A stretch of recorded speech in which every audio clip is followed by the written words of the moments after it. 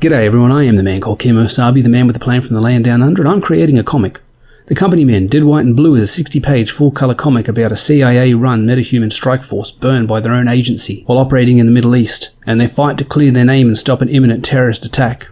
This comic is the first issue of an exciting, action-packed new IP that mixes the action of Suicide Squad with the intrigue of Homeland, Body of Lies and Copra. With art by some of the best indie talent in South America, and a script by me, this comic promises to be the breakout hit of 2021. The sign-up page link for the campaign is in the description below. Backers who sign up go in the running for the chance to win original art pages from the comic itself. I hope you'll be motivated to join me on this journey, to trust me with a portion of your time, your money, and in return, I'll make the best comic book I can, in the hope it entertains you in a way modern comics so often fail to do.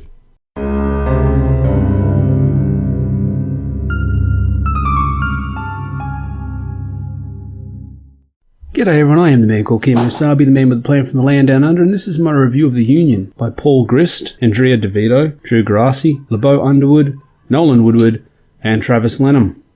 When I see all the people it takes to put together a book of this quality, it really makes some of those indie creators I review seem even more impressive. You've got guys like Six Scale Combat and Matt Kotz, who are one-man shows doing the whole thing themselves, all the writing, the colouring, the lettering, the art. A book like this takes at least 6 people to put together. I don't normally do mainstream reviews, but I was really looking forward to reading this comic. I even pre-ordered it on Comixology, but before I even finished this issue I knew I was going to have to do a review on it. The Union is a British superhero team that is decidedly not Excalibur. I think that was part of my interest in this comic. Excalibur has a long and involved history, and some die-hard fans are spoken of well by old heads, but it is so distinctly British, so steeped in Arthurian lore, and some readers might find that a turn-off, or the lore too steep to navigate. I thought a new British comic, unrelated or less constrained to those classic works, was a great idea. There's a fairly large active contingent of Comicsgate and indie comics that is based in the UK. There must be a market for mainstream British spandex fare. As great as Judge Dredd is, he's hardly a superhero. I had other ulterior motives for anticipating this book. I have a 6-issue miniseries about my own British superhero team nearing completion and being scripted. It's a self-contained story, like a season of a TV show, but contributes to a larger overall narrative. I really like the tone and pace of my book. It's a classic government-run team book that leans heavily on the identity and history of Britain. I saw the cover for The Union 1 and honestly, I got a little worried. I was concerned maybe this creative team was going to steal my thunder. Maybe they'd happen across some ideas similar to mine, something that would make me look derivative. Maybe they'd do such a good job my book would be redundant. But this book is being published by Marvel Comics in 2020. I shouldn't have wasted a moment worrying. The cover is pretty standard, nice, sleek art, that sort of modern style where detail is minimal and the outline gives people shape and weight. I think a lot of this sort of thing comes from tracing or referencing 3D models. The rendering is minimal, the detail is just there to hint at mass. It makes for clean, sleek, open art ripe for bold colours, but also looks kinda samey. I think this is probably what passes for Marvel's house style these days. I didn't recognise any of the characters on the cover besides Union Jack. I thought the girl with the pink hair might have been Betsy Braddock now that she's been freed from Psylocke's body. Betsy has clear ties to England and to Excalibur through her brother Captain Britain.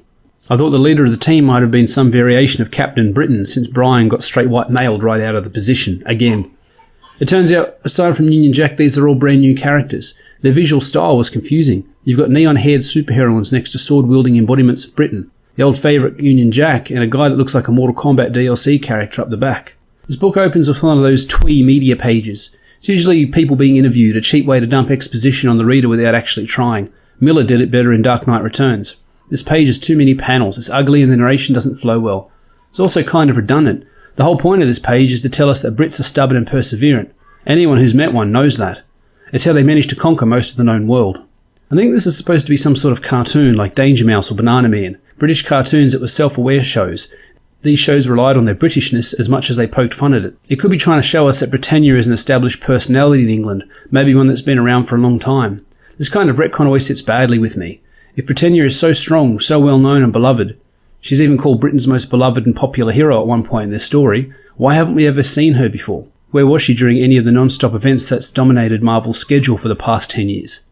Aside from Union Jack, these are all brand new characters in the Marvel Universe. It never works well, introducing a new character and trying to pretend they've been around for a long time. The next page is an off-perspective image of 10 Downing Street on the mobile phone surrounded by 4 verbose, tightly packed, small font speech balloons. I didn't read them. I'll read a 300-page book in a weekend because that's what I signed up for. Chuck Dixon releases the new Levon Cade book, I'll have it finished by the end of that day. I didn't sign up for novels in my comics. This is a visual medium, and these guys went with too much narration in a hard-to-read font around a static cell phone image. Under that is what I thought was a postcard, but it's actually meant to be an advertisement for the new super team appearing on a television show. They've got a lot of white on their outfits and the text is white, so we get white on white, and I actually missed the character's name on the first read-through of this book. I reckon the comic would have been better off starting at this point, dropping us right in the action, in a tense scenario. Union Jack and some kind of security or private soldier guy are participating in a plant the flag type game. While the soldier points out that they're down to just the 2 of them left, having started with 12 teammates, he also mentions that he's getting a bonus to his pay if he makes it to the end of this exercise. This frames the incident as just a game, just a training exercise, and immediately draws all the tension out of the page for me. No one's in danger. I think Grist should have held off on that detail. I had to look up whether or not Grist was actually English after reading this page because Union Jack's response is so cliched it seemed like some literary Britface. Britface is like blackface, but when you pretend to be British. It's not really a thing, I made it up for this review. If it was a thing though, Grist wouldn't be guilty of it because he actually is British, but he's doing a fantastic job of impersonating an American writing a British character. After being told that the soldiers were receiving bonuses to their pay if they managed to plant the flag, Union Jack admits that he is participating in this event for Queen, country and a cup of tea. This seemed really forced. This seemed like the equivalent of the Simpsons Australia episode, where they reduce a nation's identity to a handful of stereotypes. I concede stereotypes exist for good reason, and I really enjoy that episode of The Simpsons, but in the Union it's lazy. What do we know about the English? Well, they like cups of tea, right? Brilliant, make sure that goes in the script. Okay, only 21 more pages to go. And yet Grist is a veteran British writer and artist, having worked on 2000 AD comics as well as his creator-owned Jack Staff, which has received critical acclaim and seems oddly familiar. I think Grist felt the need to prove how English he is, and how English these characters are, so he went with the lowest common denominator. I don't think he's giving his American audiences enough credit. I'm sure enough of them have seen The Kingsman to be able to appreciate other aspects of the English national identity. I also want to point out that everything on this page looks traced. The island, the seagull, the stonework, Jack himself and the soldier, and I'm not entirely sure the perspective on the room is quite right. The duo head outside. I don't know if the soldier was intentionally drawn to look foolish, even slapstick. German funny walk, anyone? Or if that's just a consequence of tracing a badly posed 3D model. Jack looks fine, if a little rigid. The bottom 2 panels are part of a morning talk show where we are told, rather than shown organically, that the Britannia Project, assumedly this superhero team, is the nation's current obsession, and that Britannia herself is Britain's most beloved superhero. Even over Captain Britain? They did this with Carol Danvers, telling us that she was the most beloved and most powerful character when 40 years of history and continuity didn't back that up. The show hosts talk about how the public gets to vote for the new team's name, and the female host mentions that Soupy McSuperhero Club is one of the top contenders of the vote. This humour seems at least 5 years out of date. The team is being pushed as the people's team, and the people seem to be given the chance to name the team. They work so well Time's Person of the Year voting that it doesn't actually matter, and then Time chooses whoever they want anyway. It's the illusion of choice. There's a potential plot point there. I wonder if Grist will take it. I don't think he will. The narrator tells him it's taken Jack and his team 47 minutes to reach the end point, but they have yet to encounter the enemy. The soldier steps in a puddle and it comes to life, surrounds him and begins to drown him. Jack demands that Kelpie, a member of the as yet unnamed Union, release the soldier as she is killing him. Once the soldier is safe, Jack makes for the end point and is attacked by Britannia. She clearly has powers and Jack is just a regular guy. They even go out of their way to repeat several times that he is a regular working class bloke, different to the lords that once wore the Union Jack costume. Why then was he lumped in with the regular soldiers and pitted against 4 superhuman characters? If he's part of the team, why segregate him like that? He's only been Union Jack for a few years. He's not the battle-tested veteran that he has replaced. It kind of feels like they're picking on him, taking the only unpowered character, the only visibly white male character, and setting him up for failure. Considering Grist's politics and what the Union Jack is accused of representing these days, this feels like a jab at his own homeland, knocking the mighty empire down a peg or 2. I don't understand that kind of self-loathing mentality. If you don't love your country, work to change it or find one that has values that better align with yours. I found the narration to be that kind of heavy-handed narration British writers tend to favour. Not all of them, but enough. Enough to the point that you can almost tell when a writer is from across the Atlantic. Britannia sucker punches Jack, and he counterattacks from her truce and makes it to the end zone. Britannia has the flag, however, negating Jack's win, and when the flag unfurls it has a logo of this Darwin tech company, which Britannia is unhappy about. Apparently she wanted no logos, no corporate sponsorship, and now acting as a shill or a mouthpiece for this company. That's good writing, and it's about time we got some real conflict in the story. It only took us 10 pages. In an age post-Maxwell Lord, Xanatos, and the rich guy from the excellent Stretch Armstrong animated series, it's hard to imagine Steve Darwin won't turn out to be some kind of bad guy with his own agenda, using the team for his own ends. That's fine, that's a standard bit of superhero storytelling. If it turns out that way, I'm happy. If it doesn't, and he turns out to be a real ally, I'm pleasantly surprised. This is a rare instance where you could subvert expectations and leave the audience satisfied. Jack participates in an interview and the hosts are disappointed that they are stuck talking to him, not Britannia. This seems off. Union Jack, the title, the costume, has been around since at least World War II. He fought literal Nazis alongside Captain America, the Submariner, and the original Human Torch. He is a proper legacy hero, and the hosts are passing on him to talk to a character that has introduced this issue, a character we're being told is the most beloved. But the only in-continuity evidence of this is in the same issue we're being told this. This is a 5-issue limited series. I think Grist was short on space and had a particular story to tell, so he jumped right in at this point. If he'd taken some time to establish the team, to have them fail against a mighty enemy, have the people of Britain cry out for a saviour, and then have Britannia appear as an avatar of Albion, as a living embodiment of old Blighty, and save the day, that would sit right with the reader. Then next issue, you could jump ahead a few weeks and have scenes that show Britain falling in love with her, the same way we saw mankind begin to adore the HyperClan in Grant Morrison's excellent JLA New World Order. In a few panels, Morrison has us believing that the HyperClan was surpassing the JLA in popularity, and it felt completely organic. Here, we're artificially told Britannia is the bestest, most beloved British hero of all time. It's not shown, there's no evidence of it, it's just presented as fact, and we have to go along with it if we want to continue reading the book. Amidst the Claremont-esque barrage of speech balloons, there is one interesting fact. The team in question is comprised of heroes from all parts of the United Kingdom, England, Wales, Scotland and Northern Ireland, hence their eventual name, the Union. Also, the clouds on this page aren't rendered clouds, they're literally dots of varying size and opacity overlaid on one another. I just think that looks lazy. Britannia argues with Darwin over his product placement. He counters that he has paid good money to own what Britannia embodies to Britain, and accuses her of being naive. He's also a blonde white man who speaks of a new Britain. I do think he'll be framed as a dastardly Brexiteer or something before the mini-series ends. I don't understand what Britannia is supposed to be. Is she literally the living embodiment of Britain? A living avatar of the land? I kind of thought that was Captain Britain's gig. But even if she's some variation of that, Jenny Sparks light, and she doesn't somehow tie into the Captain's mythos, how could Darwin own her or buy her? I think this should have been elaborated on more. Maybe Grist could have done it over the next 3 pages, instead of this scene where the rest of the team are introduced for the first time and act like a bunch of pillocks that do what they can to alienate the readers.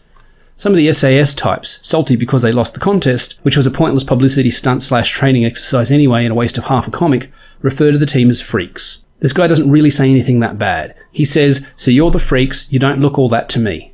That's all. In response to this gentle jibe, the Choir and Kelpie use their powers to incapacitate and threaten the soldiers' lives. I mean, fair's fair, they started on them first, but the so-called heroes aren't acting very heroic. This is not a good first impression. I want to read about these guys. Why? Maybe Grist is tapping into that gritty strike back or even James Bond vibe. The idea that beneath the veneer of properness and propriety, the British are hard-as-nail soldiers who wade up to their hips in blood and guts to get the job done. Most popular British heroes aren't that heroic in a shiny Boy Scout sense. The British usually portray their heroes as strangely down-to-earth, human, flawed and even petty at times. We have some variation of that here in Australia. We call it tall poppy syndrome. Darwin lines up some selfies because it wouldn't be a modern Marvel comic without some selfies, right? And the team is attacked by a dragon. You only get attacked by dragons in Marvel comics when you're in China or Britain, because lowest common denominator. So of course they have to mention St. George because Britain is made up of exactly 3 things: cups of tea, St. George and the royal family. Britannia leaps to counterattack. She suddenly has a sword and a shield where in the last scene she had some kind of trident. I'm theorising she pulls weapons out of thin air or transforms her weapon into different shapes as she needs them. Again, this is something that probably could have been expanded upon a little bit more in the first issue, the first time this character is introduced to new readers. She beheads the dragon and in its death throes it impales her, mortally wounding her. Union Jack says he'll get her some help, but she says she won't make it. She also says she had a good run this time around, indicating that she has lived other lives or is reincarnated after each death. As a living avatar of Britain, that would make sense. If that's the case, is it a big deal if she dies? Won't she just come back next issue? There's a lot you could do with this. Maybe Britannia comes back after each death, but it's in a new form, a new body, and she's never really quite the same person she was. I'll be surprised if she doesn't come back as a different ethnicity. Commentary on the changing demographics of Britain. They already changed Captain Britain into an Indian woman. I doubt Britannia will return as a man, though. It only ever seems to run the one way. Male characters don't seem to need to hijack a woman's identity to acquire legitimacy. But Kate Bishop now gets to be Hawkeye, Laura Kinney gets to be Wolverine, Jen Walters gets to be Hulk, Sharon Carter gets to be Captain America, Elektra gets to be Daredevil, and Jane Foster gets to be Thor. If you don't want your hero to be gender swapped, make sure he's named using the Batman, Superman, Spider-Man convention. Although Riri was the lead character of Iron Man comics for over a year, so even that isn't sacred. Britannia dies on Jack's arms and we see a symbiote was stowing away on the dragon. It infects the soldiers and they attack the heroes. Jack takes up Britannia's sword and leads the countercharge and the story ends there. There's a line in Kill Bill 2 where Bud asks Ellie what does she feel now that her archenemy is dead. Relief or regret? She goes for regret. I'm going with relief. I'm relieved this book is as tepid and uninspired as it is. I'm relieved that anybody who reads this book will come away still wanting their fix of British spandex fare, because they didn't get it here. Half the issue was spent on a pointless training exercise. The heroes come across as cool, detached, and lacking empathy. There's some back and forth with the media, which is a salient point when the story is set in Britain. The British media is infamous for its cutthroat, shameless culture where they build up and destroy personalities and celebrities without a second thought. But then again, that story was already written over 20 years ago, and Marvel did their own version as well. Grist wants the book to be penultimately British. He beats us over the head with cups of tea and St. George, but overlooks the problem with the British media. He knocks the Union Jack personified down a peg in the midst of Brexit and creates a team of heroes from all across the UK, calling them the Union. I hope that's a call for unity as a people rather than him making a political statement that Britain should remain unified with the EU. I don't want your politics in my comics. I don't want your viewpoint being hailed as the right viewpoint. Classic writers from even a decade ago could still bring a political message to a comic and deal with both sides. They could write a nuanced story that tackles real issues and keep it relevant to people in tights and capes punching each other through buildings. That's a lost skill now, and all media is filtered through a hyper-partisan lens that makes everything into symbols and designates hidden meanings on innocuous imagery. From what I've seen, I don't think Grist has the writing chops to do nuanced. I don't think he could approach the topic of Wales' national identity, language and beliefs being separate from England's. I don't think he'll be able to handle a hero from Northern Ireland without some heavy-handed references to the Troubles. He's a writer working on a Marvel comic in 2020. I think he'll have to toe the company line where diversity of thought is a dirty word. His politics, or at least the politics of the book, will have to align with the left. Anyone else see how sideways it is for an American editorial team to dictate which side of the Brexit debate a story set in England should land on? I've never read Jack's stuff. Maybe unfettered from editorial he writes at a higher level. Maybe not. Maybe he's created her own character as a mouthpiece for his politics. That's fine, his character can say and do what he wants them to, and the acclaim and sales will reflect that. The other reason I don't think Grist can handle these big topics, political elements that people have fought and warred over for centuries, long before my nation was even formed, is that people won't let him. Before the book was even published, he faced backlash on Twitter over the name of the book, people accusing him of being pro-Brexit by calling for any sort of unity. Union Jack's costume was a point of contention, and Grist had to educate people on the difference between the flag of England and the Union Jack. He also was accused of being both an IRA sympathiser and anti-IRA, which to some people means tacit approval of Irish cultural enslavement by the English, because, get this, the character Snakes wears a hood and had a hidden face, so people thought he must be wearing a balaclava, and some members of the IRA wore, at time, balaclavas. That's a stretch, saying his Mortal Kombat knockoff's design means he has a firm stance on the IRA either way. Has no other faction or terrorist ever worn a balaclava in the history of all time and space? We don't work in a vacuum. If you're a creator, your work will be criticised and attacked. Grist at least had enough sand to stand his ground and explain his design decisions, and gently inform people of information they were clearly unaware of. He said that some elements of the story had to be changed. Originally conceived to take place during the Empire event, COVID forced this title back a few months, so that it needed to be updated to fit the King in Black event, because modern Marvel doesn't know what to do if there isn't at least one event happening company-wide to interfere with writers actually doing their job. You have to wonder if the backlash online, people showing how overly sensitive and ready to be offended over any stance he took, has coloured Grist's writing, has maybe resulted in tepid storytelling where a bombastic, jingoistic story of pride and unity could have been told. I rather think it has. Between Marvel editorial, his own fears, and the clearly perpetually offended Twitterati, I don't think Grist had a chance in hell of writing a good book here. And that's good for me. My British team will seem all the more impressive, bombastic and action-packed for any comparison to this mundane offering. It doesn't serve the readers though. Tepid storytelling doesn't help people who just want a good story to read. It doesn't help the British comic fans who are desperate for their own spandex heroes, beyond Alan Moore's run on Captain Britain 30 years ago. It doesn't help Marvel. I doubt we'll see a Union movie optioned anytime soon, and we know it's all about the movies to Marvel these days. Movies and TV shows and Disney Plus programming and Funkos and lunchboxes. It doesn't help comic stores, because as we've seen, sales on issue 2 of a title drop up to 50% of sales on issue 1. There is nothing in this comic that endears me to want to return for issue 2, let alone 3, 4 or 5. But this isn't something I'd travel to the local comic shop to buy. And until Marvel can give us books that do that, they'll continue their downward spiral into mediocrity and obscurity.